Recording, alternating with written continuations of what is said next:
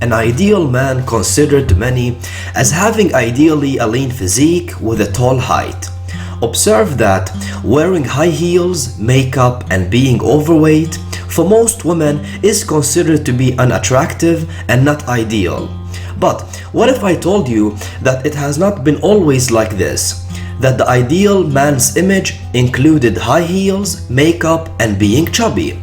Let me take you back. The earliest recorded instance of man wearing a high heel comes from ancient Persian riders.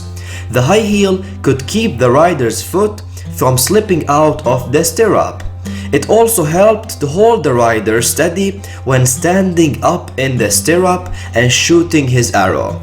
Later on, the Romans wore high heels intended to lift them up above the garbage in the streets. It gave them also the height they wanted so that they could feel themselves superior above others. High heels were also highly used among kings who were slightly shorter than the average. For example, King Louis XIV of France, who was only 5 feet 4 inches tall, wore high heels to make himself look taller. He also colored his high heels red to indicate that only the upper classes of the society could have matching red-colored heels. It became a simple matter of looking at the color of a man's heels to determine what class he belonged in within the society.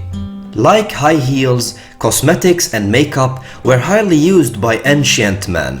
Way back in the dusty days, the pharaohs used kohol as a cosmetic for their eyes. Despite kohol is being relatively toxic today, it is still used in many parts of the world. Beside lining the eye, scientists showed that kohol also have an antimicrobial effect.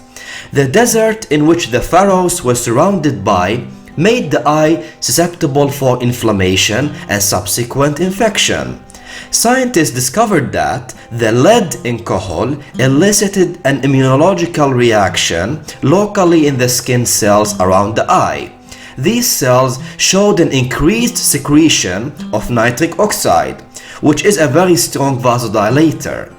This increased the blood flow of the vessels supplying the eye, which in turn reduced the incidence of eye infection and inflammation. Back then, the pharaohs were not the only one to use cosmetics and makeup.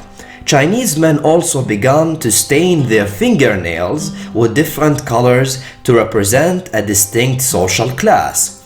Gold, silver, black or red for royals, while lower classes were forbidden to wear bright colors on their fingernails.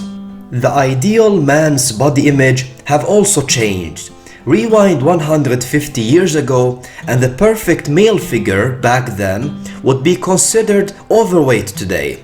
A rounded physique was considered to be a sign of wealth and social class. It was more attractive for guys to have a fuller figure because it suggested that they were from upper class. Having a generous stomach was a status symbol and a sign of being able to afford plenty of food. So by comparing the ideal man's image back then to now, what do you find more attractive?